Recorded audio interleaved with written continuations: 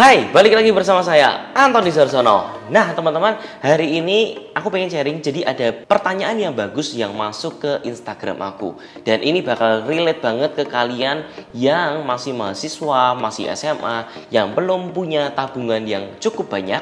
Nah ini mungkin pertanyaannya akan relate banget ke kalian.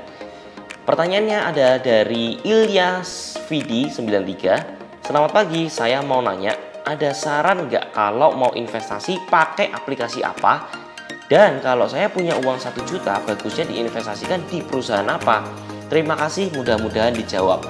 Nah, jadi ini tuh sebenarnya sering banget ya buat teman-teman yang punya modal itu 1 sampai 10 juta. Menurutku tuh kalian lebih baik fokus ditingkatkan pada diri kalian dulu, karena uang segini itu masih belum bisa banyak diotak-atik. Akan sangat susah untuk kalian itu membuat uang ini berlipat ganda, karena pada prinsipnya kalau uang segini itu ibaratnya kalian nggak punya uang belajar. Sorry itu saya ya, maksudnya aku nggak bilang ini tuh uangnya sedikit, maksudnya tapi ini sangat-sangat minim untuk kalian belajar. Jadi begitu kalian one shot, ketika kalian punya modal 1 sampai 10 juta, kalian one shot sekali. Kalau kalian gagal, itu kalian habis, bener-bener habis. Beda cerita kalau kalian itu punya 100 juta, kalian masih bisa nembak itu beberapa kali, pelurunya masih ada banyak.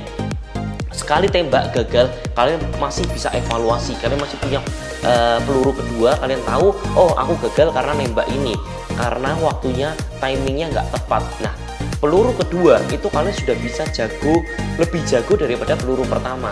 Nah, kalau kalian itu cuma punya 1 peluru, itu akan sangat susah karena kalian tidak punya basic menembak, tapi kalian dipaksa untuk sekali tembak harus kena, itu susah sekali. Nah, jadi lebih bagus sebelum kalian mengeluarkan uang kalian itu 1 juta, lebih bagus kalau kalian itu uangnya itu dipakai untuk membeli buku. Jangan membeli webinar yang harga 300 ribuan. Karena menurutku webinar harga 300 ribu, 500 ribu itu kalian bakal cuma diceritain tentang kulitnya doang. Akan lebih bagus kalau kalian itu masuknya pakai buku, belajarnya itu pakai buku. Kalau buku itu biasa udah lebih lengkap. Nah, setelah kalian belajar bukunya tuh buku apa? Terserah. Kalian fokusnya di mana? Kalau kalian mau fokus di properti, baca buku properti. Kalau kalian mau fokus di bisnis, baca buku bisnis. Kalau kalian fokus dalam branding, kalian baca buku branding. Jadi pastikan dulu kalian itu maunya masuk ke sektor apa dan fokusin di situ. Kalau kalian sudah tahu fokusnya di mana, beli buku yang mirip-mirip itu. Jangan kalian pecah fokus. Kalian ngelihat orang ini sukses di bidang ini, kalian pengen ikut ini. Kalian lihat orang ini sukses di bidang saham, kalian pengen ikut saham.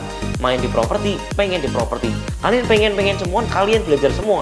Alhasil gak ada satupun yang kalian benar-benar expert di sana, dan kalian malah rugi ketika nyemplung karena ilmu pengetahuannya kalian itu baru sedikit, baru 5%.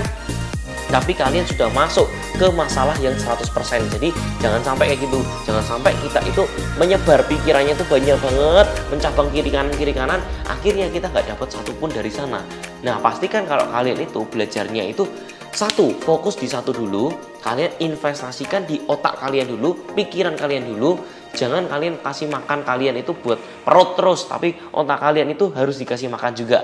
Nah, setelah itu kalian mulai untuk fokus di bidang itu, dan aku saranin ya untuk modal sekitar 1 sampai 10 juta akan lebih bagus kalau kalian itu masuk di bisnis dulu, karena kalau kalian invest uangnya masih sangat minim, itu nggak bakal kaya, nggak bakal bisa benar-benar besar. Nah, kalau misalkan duitnya masih minim, itu lebih bagus kalian investasikan itu ke suatu bisnis. Bukan kalian investasikan, kalian putar ke satu bisnis.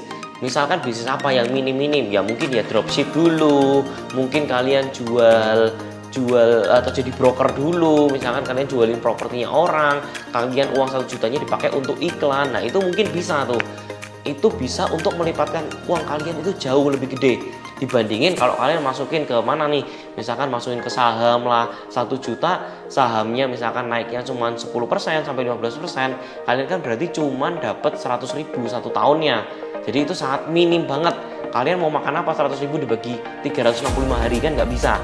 Nah, tapi kalau 1 juta ini kalian gulungkan itu tuh untuk ke bisnis, itu akan jauh lebih cepat.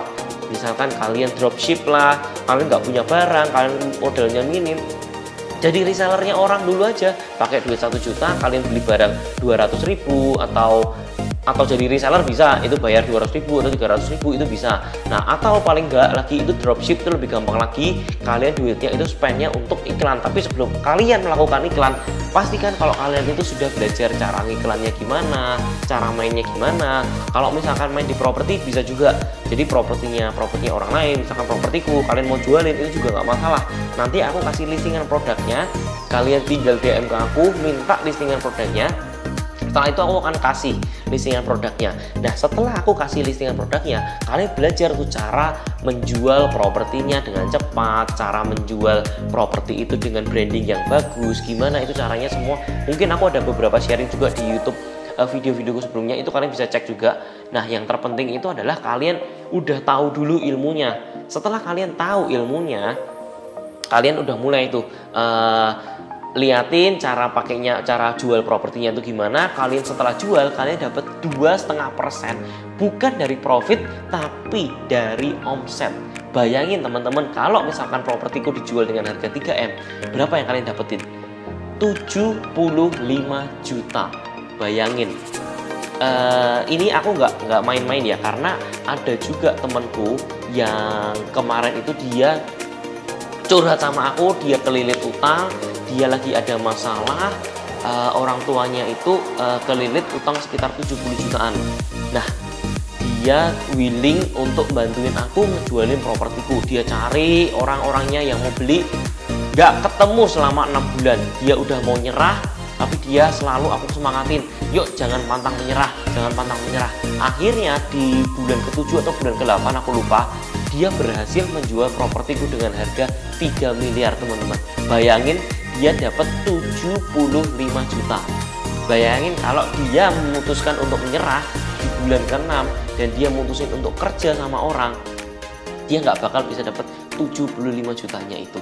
Tapi karena dia tetap semangat, dia tetap pantang menyerah, dia dapat 75 jutanya itu. Dan hal hasil dia langsung bisa nutupin utangnya orang tua dan masih susuk 5 juta. Modalnya dia apa? Nggak ada. Karena apa? Karena dia cuma bantuin pasarin, dia masukin ke OLX, dia masukin ke rumah 123 yang nggak berbayar. Dan dia mungkin bayar pun cuma sedikit-sedikit, 100-200 ribu. Dia pakai uang bensin. Dia bukan dari Jogja ya teman-teman, dia dari Magelang. Dia datang jauh-jauh naik motor untuk ke Jogja, butuh waktu 1 jam. Semua effortnya itu semua terbalaskan setelah 7 bulan.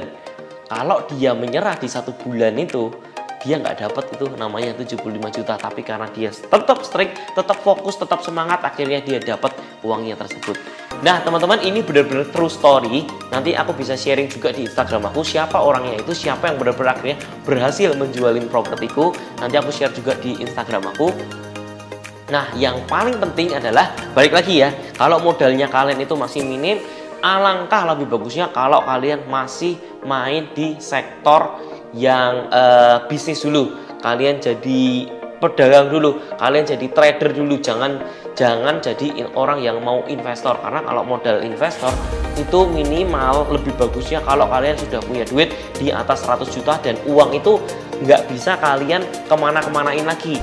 Nah, pada intinya yang perlu kalian lakukan jika uang kalian itu masih di antara 1-10 juta, saya wajibkan kalian, bukan suggest lagi ya, tapi wajibkan kalian untuk kalian belajar dulu ilmunya supaya kalian tidak boncos waktu kalian melakukan bisnis tersebut, waktu kalian investasi di bidang apapun. Nah, semoga ini bisa menjawab pertanyaan kalian, dan thank you for watching and I'll see you in the next video. See ya guys!